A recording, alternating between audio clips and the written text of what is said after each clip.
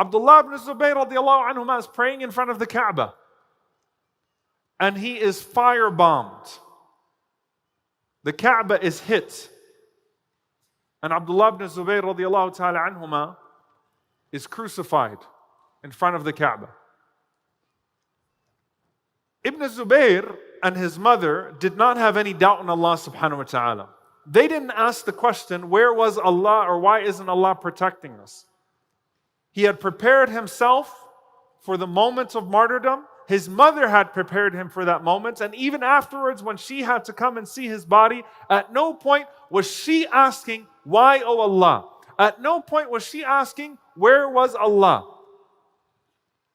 But of the earliest deviances, if not the earliest deviation in this ummah, a group called Al-Qadariyah, those who denied the divine decree of Allah, they started to cast doubt in some of the onlookers, not the ones that were directly affected. Some of those that were looking in, but not in. And said, don't you think that if Allah knew this was going to happen, He would have stopped it? Don't you think that a God who decrees in advance would have decreed otherwise? So clearly, the belief in qadar is not true. The belief in the divine decree is not true. They manipulated the emotions, not of the people directly affected, but the people that were directly witnessing, to say, see, Allah was not there to protect the Kaaba that day, or protect Abdullah ibn Zubayr radiallahu ta'ala anhuma that day. And unfortunately, the fitna worked on some of the onlookers.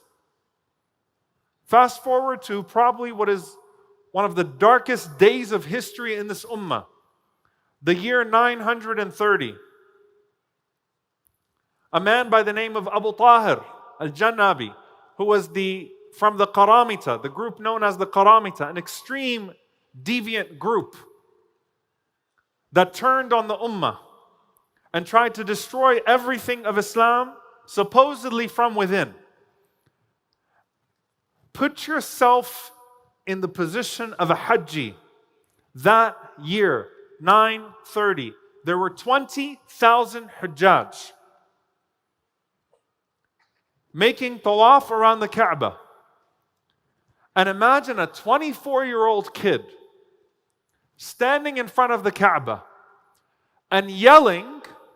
I want you to put yourself in tawaf, and you see a 24-year-old kid yelling arrogantly in front of the Kaaba, أين الطير الأبابيل أين الحجارة من سجيل. Where are those so-called birds? Where are these so-called stones that are supposed to rain down upon me from the heavens? أنا بالله وبالله أنا يخلق الخلق وأنا أقتلهم. Allah is in me and I am in Allah. We are both one and the same. He creates the creation and I end them. I kill them. And a 24-year-old kid massacres all of the Hujjaj that year. 20,000 martyrs in Hajj. If you were there and you're witnessing this, you're looking for the lightning to strike him, right? Because that's what's supposed to happen. Where's the lightning strike? Where's the bolt that's supposed to knock this arrogant kid down at this moment? Instead, he massacred 20,000 Hujjaj, piled up their bodies in Zamzam.